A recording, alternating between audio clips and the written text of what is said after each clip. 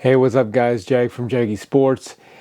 This next topic, I gotta laugh. Honestly, I gotta laugh because it reminds me of the time that we got kicked out of an arena because DeMar DeRozan was sitting there shooting around, and we knew this, so we snuck in and we just, started watching them and stuff like that. But I'm not 100% sure. I coughed or I sneezed or something like that, and then all of a sudden his trainer or something came in and said, "Hey, you guys got to go." Then the guy who ran the place came in and says, "You guys got to go." So we got kicked out. Reminds me of a time, and this topic is because Kawhi Leonard did the same thing today. He did the same, or yesterday. He did the same thing yesterday when he was shooting around. He didn't want anyone to see, and he tried to get the guy kicked out. They wouldn't leave, so then he finally came up, and he basically said, "You guys got to go," or he told the other guy to get this guy out of here. So they finally flew, and he's ramping up his shooting and whatnot. I guess he didn't want it to be seen, but that wasn't the case because somebody already posted it. And yeah, he's shooting consistently. He's on his injured ACL knee, so he's shooting off that knee. So that's a pretty good sign if you're a Clippers fan, 100%. And it's only a matter of time before he comes back. I don't buy that crap that when Brian Windhorst is saying that he's not coming back, it's very unlikely. Then, I had a couple people on the podcast tell me that he's not coming back and whatnot, kind of thing. I'm like, no, man, he's coming back, 100%. I said it in December. Mark Jones broadcasted it. Chris Haynes did the same thing, and it's only a matter of time. You know what I mean? And check these clips out. I want you to see these clips because even Stephen A. Smith said they're a dangerous team, 100%. Not in those words, but might as well say those words because at the end of the day, look at their roster. You can't compete with that. And so once Kawhi Leonard comes back, because we all know they're coming into the playoffs, 100%. They're gonna make the play-in tournament, and once they do, I'd watch out for the top teams because a healthy Clippers team is very scary. Check these clips out, and we're going to analyze this after. So here's Kawhi Leonard doing his thing, shooting around. Well, right now he's just walking because he noticed that the camera was rolling. So he's not really shooting. He wants this guy out of here, whoever taped this, but he's not really shooting at all. But it's funny because when he comes, he shoots for a couple times, whatever, not this one, obviously, but he shoots a couple times, and then he tells Dennis or Chuck or whatever just to get this guy out of here.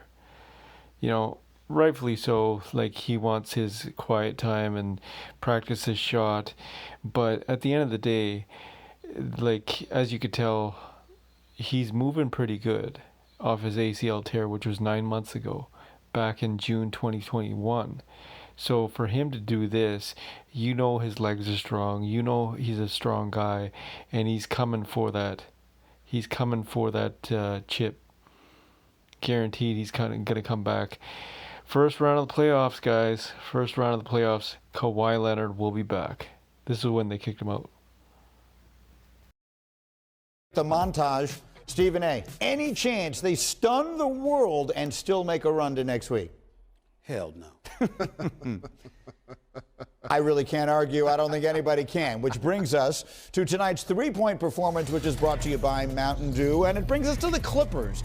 They made 21 threes in a win against the Pelicans over the weekend after hitting 23 in their previous game against Milwaukee. First time in franchise history they had at least 23s in consecutive games. So now the Clippers are locked into the 8th seed. That means they just need to win one game in the play-in tournament to make the playoffs. As for the bottom part, the Pelicans are in 9th after going 11-8 since the All-Star break. The Spurs are in 10th. They have a 97% chance to hold off the Lakers and make the play-in, according to our analytics. So you are looking on your screen there, assuming we're willing to ignore the Lakers, at the 4 teams that will be in the play-in tournament for the Western Conference next week. Of those, Jalen, which one is the most dangerous to make some noise? The one that has the best coach on it that nobody ever talks about. The Clippers and Ty Lue. And when you look at those standings, remember, Kawhi Leonard isn't playing. PG hasn't been playing for most of the season, yet they're still in position to not only make the play-in, but also they played the Phoenix Suns really tough last year without Kawhi Leonard. And so they don't have him, but they do have Covington, who's had a really big game the other day, had 40-plus points. They will possibly get back Norman Powell. Again, the Clippers amongst that group will be the team I give a home run puncher's chance to. How about you, Wilbon? Who from that group does nobody want to see? The Timberwolves. Did you just see their 6 games clear of the Clippers, as well as the Clippers have played lately? And Jalen's right about that. I mean, but there's some things to point out. Defensively, Minnesota's 13th in defensive rating, up from 28th last year. And Karl Anthony Towns was probably going to get my vote for 3rd-team center all-league, all-NBA center at worst. Karl Anthony Towns and D'Angelo Russell have been a formidable duo, and that starting lineup they tried out there pretty consistently has been in the top 10 in terms of efficiency. So the Minnesota Timberwolves have a lot going on, and they seem like they have a little bit. I'm not going to go crazy because Perk would call me up and have me committed.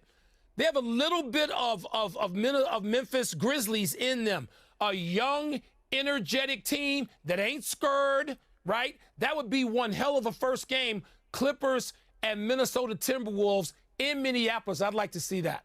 Stephen A. It's interesting because I initially was going to say the Clippers because of the exceptional coaching of Ty Lue, along with Paul George being back with an experienced roster for the most part that had been in the conference finals last year for the first time. And, of course, Norman Powell potentially will be back as well. So I was going to say them. But listening to Wilbon, he makes a very valid point. First of all, it could be the Minnesota Timberwolves because the play-in game would be the Clippers at Minnesota, not the other way around. So you'd be at Minnesota. The likelihood is that Minnesota possibly would pull off that game, and then the Clippers would knock off either New Orleans or San Antonio. But that would put the Memphis Grizzlies against the Minnesota Timberwolves. They'd go home then because they ain't beating Memphis. But I will say that Karl Anthony Towns, the brother can ball. Anthony Edwards, that brother can ball. And Chris Finch has proven he can coach. And so when we look at it from that perspective, I would have to go with the Minnesota Timberwolves of the 4. So that's the Western Conference play-in situation. The East is equally, if not even more interesting, and one of the teams involved in it could be, or will be, it seems, the Cleveland Cavaliers. It's tight right now, as you see. The Cavs, the Hawks, the Hornets, the Nets, a lot of different ways that could go. Brooklyn is in 10th.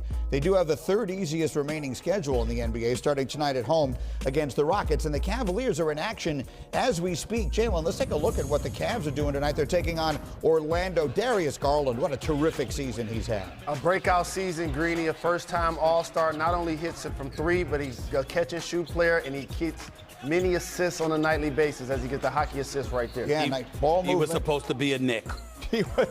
Unfortunately for them, not. Here's Lauri Markkanen, so there's all kinds of reasons for both Stephen A. and Michael Wilbon to be upset about the ones that got away. Kevin Love getting it done. The Magic, as you see right now, with a lead in that one. But we go back to the Brooklyn Nets here, and let's talk about them. Stephen A., how significant is the Nets' play-in position when we look at the way everything is going to go? They could wind up practically anywhere in that play-in mix. How significant to you is it where they wind up? Well, I think they win in any play-in game they're playing in. Kyrie and KD, one game. Yes, Wilbon and I were arguing about this over the text messages. I couldn't find him when he was Raw weeks ago, but suddenly he found me with ease over this weekend, okay? And he was talking about, do you really think that Brooklyn in a one game you gonna bet on them against the Atlanta Hawks? No disrespect. Yes, I would. Trae Young is phenomenal. Obviously, the ATL would be hyped.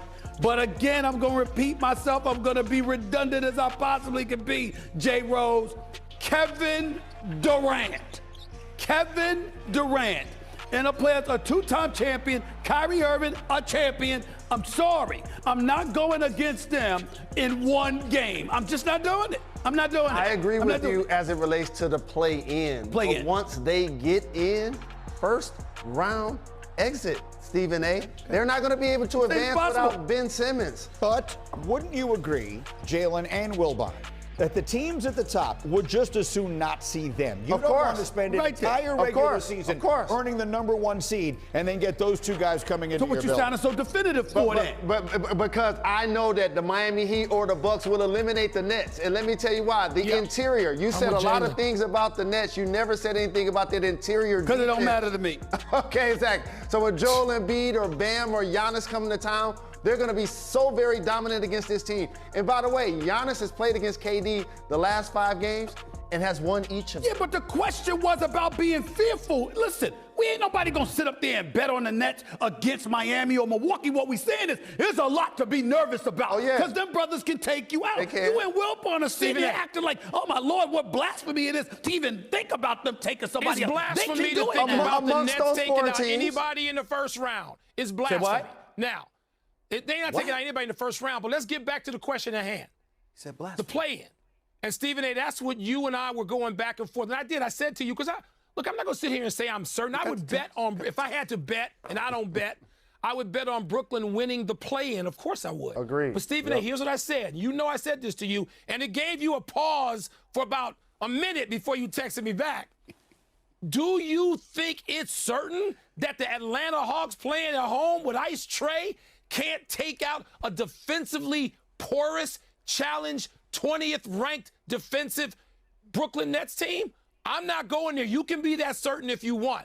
But once you get in these situations, Stephen A., it's like an NCAA college game. And we know what we see in the tournament when it's winner take all, one game, and you've been disappointed in your whole season like the Nets have been. Don't tell me Atlanta has no chance in that game. I ain't going to say no chance, but I would say slim because of KD. And I love how you bring up the fact that you never bet when every other sentence come out of your mouth is, I bet you. I love how you do that. Only against you. Only against you. Well, they just played the Hornets recently, and Charlotte won the game. Hey, Okay, let me break on that thought. That's Hold a on, great Wilbon. point, Jalen. We want to talk about your Bulls when we come back in just a moment here because we've. So yeah, it's just a known fact. When a team is healthy, they're very scary. Correct? Anyone should think so. You know, basically, Clippers are looking that way, and the media is not talking about it. The media is all over teams like the Bucks, Sixers, Nets, Lakers, because they're pretty much out of the playoffs, and you know. Phoenix Suns, Warriors, Memphis Grizzlies, but nobody's talking about the Clippers. And I keep telling everybody, I said, just watch out, because Clippers are coming. They are coming for Golden State, they're coming for Phoenix, they're coming for Memphis.